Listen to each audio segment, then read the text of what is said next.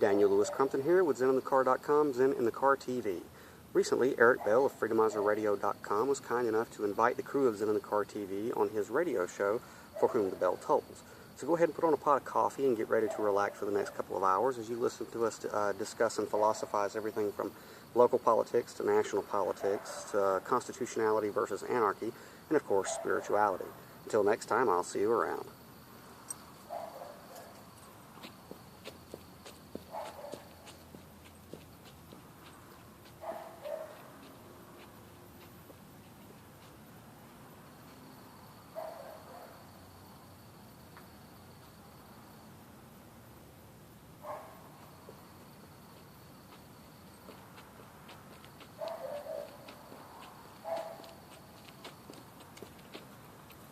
Yeah, that looked cool, but it's probably not a good idea for me to leave my camera outside.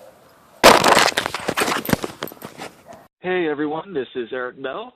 Welcome to a new episode of For Whom the Bell Tolls. I am your host, Eric Bell. I pretty much already mentioned that. But we're in for an interesting episode of my friends at ZenInTheCar.com/ZenInTheCarTV, you local activists, bloggers. And yeah, it should be pretty fun. They're very deep guys. I've got a few things, a list of things I want to talk about, but I know that I might not get to hardly any of them, but yeah, let's go ahead and get them on. I don't know if he's on Daniel Crumpton. I'm not sure if he's on the line yet. I think I know they're all calling in. Curtis is boots on the ground, so I'm not sure if he'll make it. But Daniel's supposed to be calling in, and Sabrina should be calling in later on too. She's got kids at a soccer game. Right. Okay. But anyway, I was just being joined by Larry, who's just calling in, but I actually got him join in. And say hi to Jason, Larry. Howdy. Hey, Larry, how you doing? Yeah, I was telling what he's at. I'm not sure right now. I'm trying to figure out something on my route. I made a wrong turn, I think, but I'll be all right. As long as I'm going north, I'm okay. How'd you hear about the show? How'd you hear about the show? This is my first time listening to y'all, so ask me that later. Good deal. There's ice time. Okay. Well, let me introduce you to Eric Bell. Eric Bell is a friend of mine. I met through the Ron Paul campaign, and he was part of the Georgia delegation that went to the state convention, which was pretty contentious. And you can see links from that at benswan.com. Ben Swan is I don't know. Are you familiar with Ben Swan? Yeah, I know who he is. Yeah. Well, if you go to benswan.com and you put in Georgia State Convention, you're going to see Eric Bell in action. He put up one of the most principled, what was it, a motion, Eric? You made a motion or amendment to the resolution. He made an amendment to a resolution, the most principled thing I've ever seen ever. And he's just a hero, and he stepped out from that and started this radio show. Eric, man, I can't tell you, here at Zen in the Car, we couldn't be more proud of what you do. I love watching that video. I've watched it a few times since you started the show, and I'm like, that dude was awesome. Yes. Well, I'll go and tell you. I'll go tell the whole story about what exactly what it was. What my amendment was to make it so that the Georgia Republican Party could not endorse any candidate that supported the NDAA. So that would have obviously meant both our senators and all the congressmen, because all the exception of 2 Democrats in Georgia's voted for the NDAA, and of course that motion, that amendment passed, and then but of course then it was withdrawn after Debbie Dooley, who is the chair of I don't know what exactly, but the coordinator of the Atlanta Tea Party Patriots, as mentioned, said, well, we can't really do that. We cannot not be able to not endorse our nominee, so it was tabled shortly afterwards. Well, the Tea Party has been infiltrated. That is part of the problem there, too. Hey, are you familiar with Walter Jones? Yes. where is he out of? Is he out of? He's in North Carolina. Okay, that's what. I know that he was from the southeast somewhere. I just couldn't remember if it was Georgia or one of the Carolinas. But he's pretty cool. Y'all need somebody like him in Georgia. Actually, a couple people like him. Well, now we got people like Derek Grayson, who's running for U.S. Senate. And if you haven't checked out Derek Grayson, he's the Minister of Truth Piedmont in Georgia. He's running for Zach B. Chambliss's old seat. And if you haven't seen him, go check him out. I mean, he's 100% Constitution 100% of the time. We got Catherine Bernard running up there. Is he running for U.S. Senate or state Senate? Yes, U.S. Senate. U.S. Senate. You don't hear much about him. The only 100% constitutional candidate in the race. Yeah, okay, that's good to do that. Yeah, but we're losing focus on something even more important and potent. Is local elections. Yeah, Captain. We have good people. We have good people running for. I'd say a lot of good friends that are running for state representative in Georgia as well, such as Captain Bernard. I was referring more to city, county kind of stuff, but that's good too, though. I mean, we got active in our city. We got active in our city hall. I don't think we got any Liberty candidates running. It's hard. I mean, I've even been to the city hall meetings. I spoke out against the Bearcat here in Warner Robins personally. Got a lot of heat for that. And getting people activated in that process. What we really need, rather than having people run for those offices, what we really need is an army of folks who are angry enough to show up for these meetings, especially when you got somebody that's leading a charge in that direction. And we went out and got petition signatures. Everybody, I'm telling you what, more than 90%, way more than 90% was against the Bearcat and Warner Robins, but nobody that was against it would turn out to a city hall meeting and make their voice heard. We had a small conglomerate, about 6 or 7 people who were committed to it, but, having people run is one thing, but having a bunch of angry folks go to city hall and say, hey, no more government, we don't want you meddling in this area, does a whole lot more than trying to get 1 or 2 people in key positions. Okay. Why do they need an armored assault vehicle? I mean, that's insane. But the reason why I bring this to light, I know. I know it was a question that was rhetorical, but the thing that bothers me is I see a lot of people in various communities, not meeting you right now for this, but they focus on Washington, D.C. while their house is burning down. A good point is Albuquerque, New Mexico. Cops there. There you go. That's what we're getting to the heart of the matter right now. Yeah, well, the cops there just got finished killing a homeless man a short time ago. And how angry does that make you, brother? If I lived in Albuquerque, well, I can't say on the radio, okay? But if that happened in my neck of the woods, those cops would need to watch over their shoulder for the rest of their lives. Okay? Well, see, even better than that, what I would say is even better than that, that's a local sheriff's department. So if you get 1,000 people or 2,000 people or even 100 people or 20 that say, hey, we don't like this crap is ridiculous, there's no reasonable officer that does stupid shit like that, you just pick those people up, you march into the sheriff's office, you say, hey, sheriff, we want to redress the grievances, and we want to know why in the hell you're killing homeless people that are living up in the woods because they got nowhere else to go. And especially when it looks like on the video to us, now they're going to say it's justified, and we're going to say, hey, Sheriff, we're here to tell you, and we're here to redress grievances. If that's your idea of a reasonable officer, we're calling your whole department into question. And then you come back next week with more people and say the same thing. You don't got to go kill officers. You just go march into the sheriff's office, your local sheriff's office, with a group of people that agree with you, and you tell them no more. Well, that's true. Well, I would say he was morally just, but he was. And they ignore it. That is true. Well, I would say we don't necessarily have to go gun him down or go look for him. But I will say this though. If he was actually not, if he had more than just a knife to a gunfight or whatever, he was definitely more. I would say it was definitely moral for for him to gun down those officers in that situation. He can gun down officers. Which no one really talks down. about. The guy was. Hey, wait a minute. I understand that. I understand that. Well, he had a knife. What I'm saying though, when I bring that up is because he was unarmed. I understand. He didn't have anything in his hands.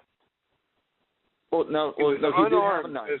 He did have a knife. He was empty-handed. The one I'm talking about, there was nothing in the guy's hands. Oh, he came down the hill. Hey, bear with me. Look at the live link. On the live link, you can see on the live link now, the live link has the full uncut version. You can also find it on Alex Jones. And when you see him go step on his hand, he does have a small knife in his hand. He does. I mean, you can't refute the evidence that's right there on the video. The same video that showed him getting killed. But the knife is ridiculous. What I'm saying is, at this point, I agree with you. Who's the caller? What's your name, Mark? No, I'm Larry. Larry, all right, Larry, I agree wholeheartedly with you. That video made me angry, really, really angry, and I'm right with you. Let's go down to New Mexico and take them out. But what I'm saying is, that's one way to do it, but a more effective way to do it in this country at this point in order to change things better in the right direction is you get a bunch of people that say, we do not like that, especially in New Mexico locally, and you march up to the sheriff's office with a group, you make a Facebook group, and you say, hey, listen, we're going to go march up to the sheriff's office, and we're going to say, we want to redress the grievances. You have a spokesperson, everyone else stands in solidarity, and you speak with them and say, listen, that's not what reasonable officers in New Mexico do. We expect more from your department, and we're putting you on record. March up there and tell them no more. You're talking about a different incident. Actually, that one's even more recent. What I'm talking about has been a little bit while back, but not that long ago. No, this is the 19th. Okay, this isn't the first time they've done this.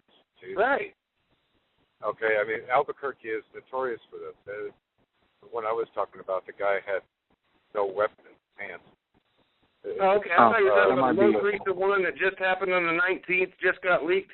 It's out on Live Link, Alex Jones. It's like the most pressing story that's out there right now. Just happened. No, I wasn't talking about that one, but that one's bad too, I guess.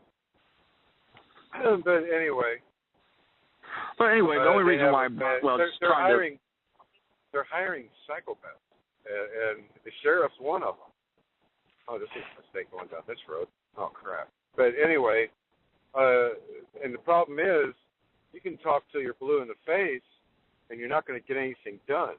That's not true. If you take an army of people, you can't be ignored. You can't ignore an idea. If you get an army of people that march in there and tell them, they will listen, but you actually have to do it. You can't talk about it. Now, they listen to guns, too. The problem is, as soon as you bring out the guns, I'm going to tell you what, as soon as you bring out the guns, tyranny gets worse.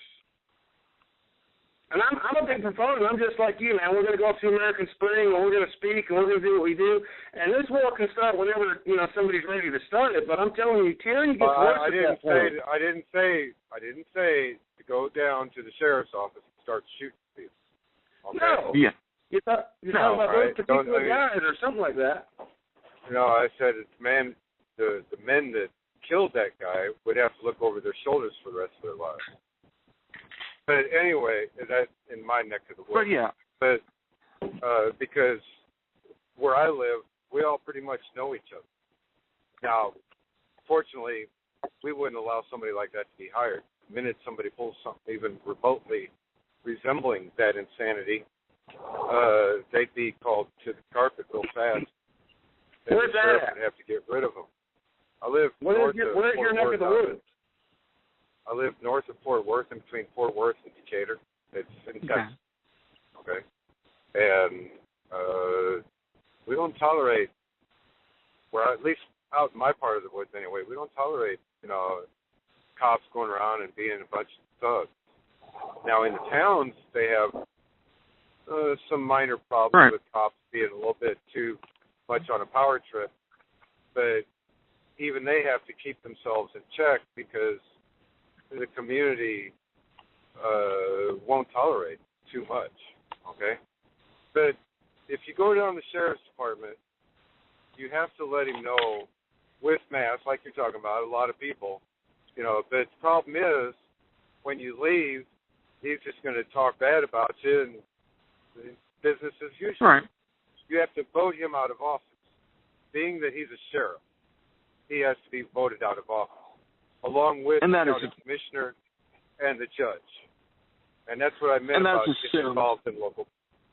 What? Yeah, and that's assume that the vote's not rigged either, but that's. Oh yeah. Hey, I do think we need to cut through the fact that talking doesn't do anything, though. I mean, that talking person talking doesn't do anything. I mean, D.C. Okay, Washington D.C. is a prime example of talking not doing any good. Austin, Texas, they still have fluoride in the water. They go before the city council with scientists and doctors, and the mayor and city council have the audacity to laugh in the face of the scientists. Okay. George Washington and the founders sent petition upon petition to the king. And every time a petition went to the king, the behavior of the English soldiers got worse. The same thing is happening now.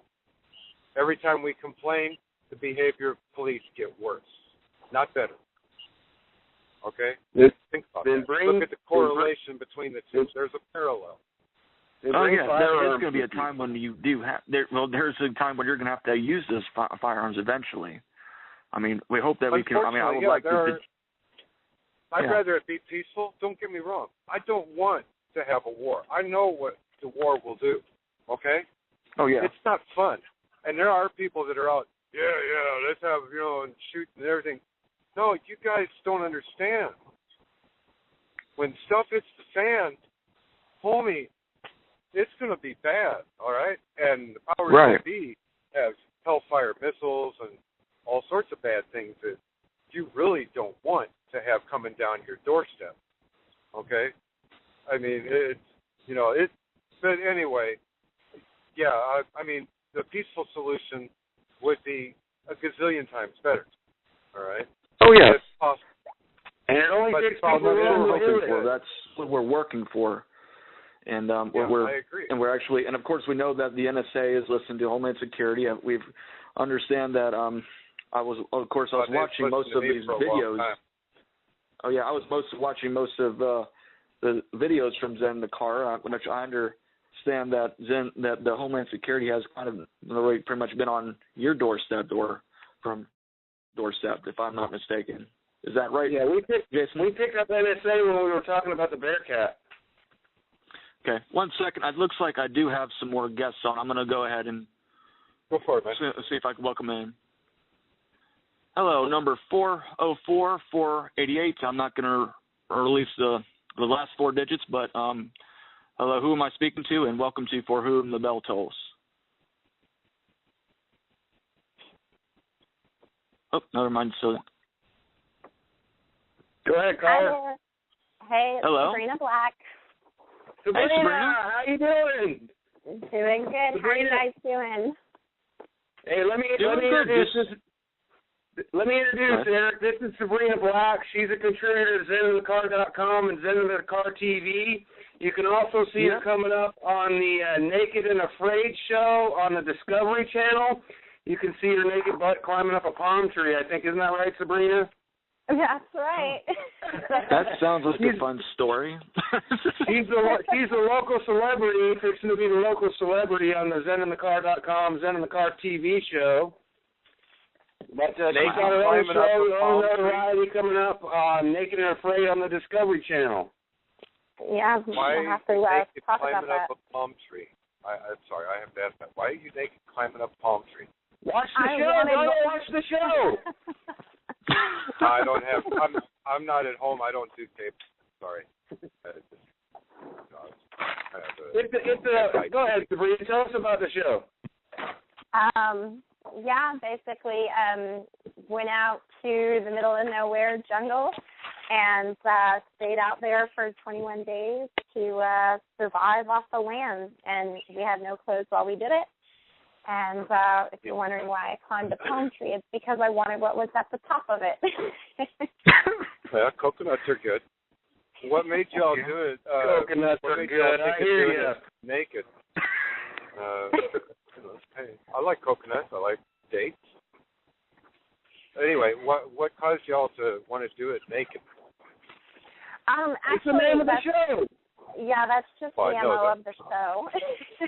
But it was a fluke that I applied and they actually called me back. You know, I really didn't expect to get on the show, but yeah, they called me back, so I ended up getting on.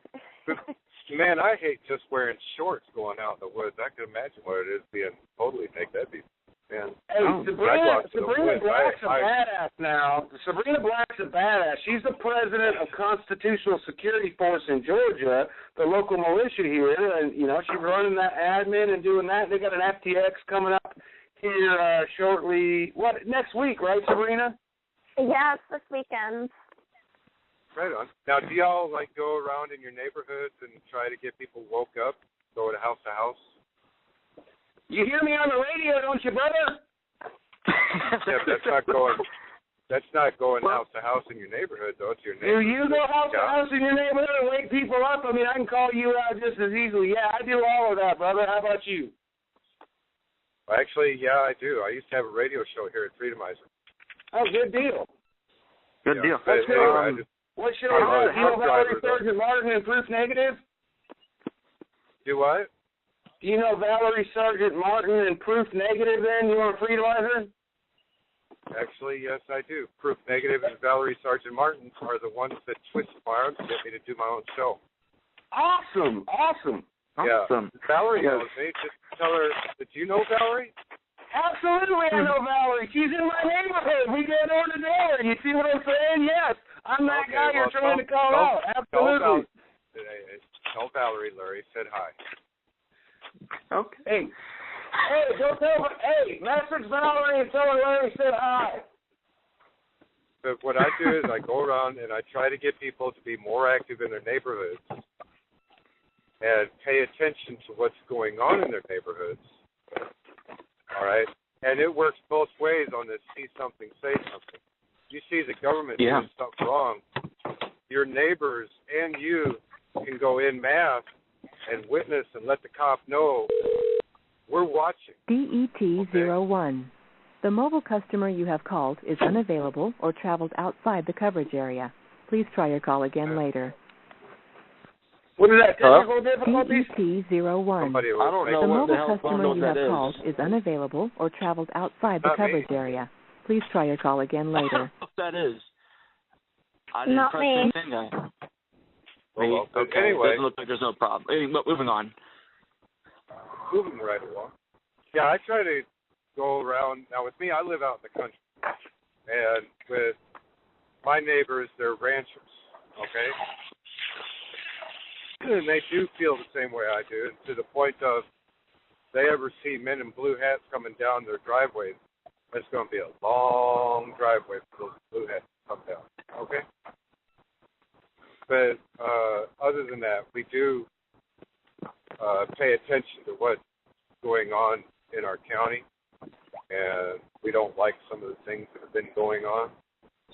And to the point to where a mayor in Irving, Texas, told the UN to take their Agenda 21 and stick it where the sun don't shine. Okay? So we do get involved in local politics, and that's primarily where we focus because we have the authority and power if we get back our communities to nullify the federal government. We can tell the federal government to take a hike. Okay? One moment. Looks like I have one more. Okay. Just remember, the county sheriff can lock up a federal agent. Okay?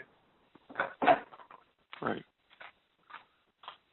That Hold that thought real quick. Hold that thought real quickly. I think I might have one. I think that might be Mr. Crumpton on the line. That's not Mr. Crumpton, Eric. Eric, that's not Mr. Crumpton. That's not Mr. Crumpton? Number 404-510. We'll give the last four numbers. Hi, how are you doing? Welcome to For Whom the Bell Tolls. Who am I speaking to? Thanks. This is Blood Agent Doberman. Hey, Blood Agent Doberman! Hey. Eric, that's another one of my guys. That's one of my guys calling in. That's the General of Constitutional Security Force right there. Works pretty hand in hand with Sabrina. Part of Chief Kessler's 3% BOG. Hey, Chris, you got that FTX coming up this weekend, don't you? Yes, sir. It's going to be pretty much the biggest one we've held to date. Expecting a big turnout. expecting a lot of good training. Really looking forward to it. Hey, we're going to miss you. Yeah, hey, listen, Teams In, I'm telling you what, Teams In wants to be at that FTX so bad, but we are on point in Savannah this weekend at the Senate debate, doing that work that we do for Derek Grayson and his 100% Constitution, 100% of the time campaign. But we're with you in spirit, brother, man. Tell all the boys that we're going to miss them over there. Okay, well, since you mentioned... Sorry, I'll let you go finish your whoever said. So go ahead. I was just going to say that's what we do. While we're training in the field, we got Teams In. They're pretty much like our public relations, our media arm of what we do. And, they're going to be handling business in Savannah. We're going to be handling business in Middle Georgia. Good to hear, Chris. Sabrina's on the line, so I want to make sure y'all say hey, I'm here. I get him. Hey, Sabrina. Looks like I got one more. How you doing? Looks like I have one more Sabrina, is your crew up there where y'all are? Are y'all making it out to the FTX this weekend? Yeah, I'm making it out there. Awesome. Okay. Looks like I have one more guest online. I just noticed he's been on hold for about 4 minutes, or whoever it is. Hey, Chris, man, thanks for the call, brother. I know you probably got to bounce. You're busy, so hey, thanks for calling in. Hey, if you don't mind, I'm going to hang on the line, man. I'm going to be go ahead, Chris. Appreciate it. All right, thanks for coming by, bro. Number 248-910. Won't give the last four numbers. Welcome to For Whom the Bell Tolls. Who am I speaking with?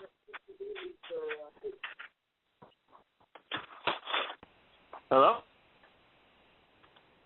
Well, anyway, yeah, since you mentioned the Derek Grayson campaign, and, of course, I think that's probably cool. Of course, for those who haven't been listening last week, I interviewed him for about an hour. And, well, for my assumption for right now is that he does sound like he has the best voice for liberty in the race for right now. And that could change right now. As you know, just about last month, Amanda Swafford got the Libertarian nomination. I really have not heard much from her as well, so I'm interested, and I've reached out to her for her an interview with that. But from what I've heard, I guess I haven't heard anything better. She got the support from one anti-fluoride advocacy group, and I think that's awesome. But other than that, don't really know much about her. So I guess the one thing that I do take issue with his campaign right now is, well, like I said, it's the best voice for liberty that I hear, but still has some holes, which I would say that for any minarchist running for office. As I mentioned earlier, I am as a voluntarist. But other than that, I have been pretty much a purist when it comes to foreign policy. And his stance on going to war with people we have treaties, the U.S. government's treaties with, kind of do take, regardless whether or not that we actually affect our security, I do take issue with that. What do you think, Jason Patrick? I mean, Eric, I know where you're coming from. I mean, you and Ben Mahalski and Roy Baker, man, you got that volunteers thing down pat. And I don't disagree with you on principle for the most part. I'm a believer, if you give government credibility, I'm with that. But what I know is that people are going to vote. I mean, the one percentage, what I'll tell you is the percentage that I'm watching in elections now, the new poll that I'm watching in elections is the percentage of people that do not vote, because